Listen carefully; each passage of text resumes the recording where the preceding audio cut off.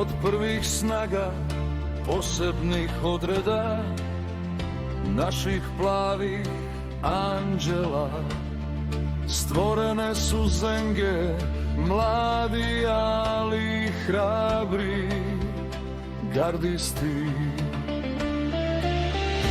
Dok se stvarala Hrvatska, njihovi životi bili su vrijednost koja je tražila slobodu naše predivne domovine.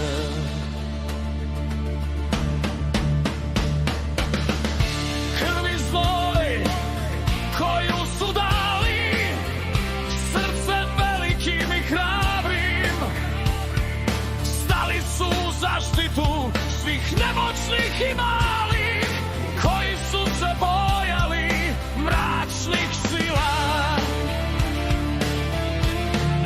Zenge Bože ljubav svu svoju, uz krunicu i čistu dušu dali za našu Hrvatsku, ali tu mrak nastavlja stiskati i Hrvatska sve jače krvari i plače.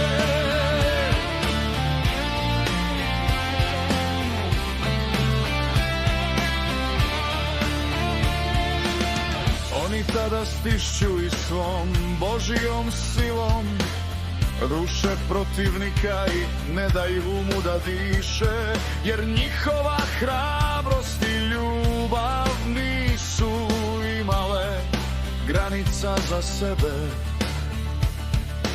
Već su sve odredili za sve one koji nisu mogli obraniti se od zla. Zenge će zauvijek ostati vječne, jer njihova žrtva je podnijeta da bi Hrvatska bila slobodna i da bi nad Hrvatskom vječno si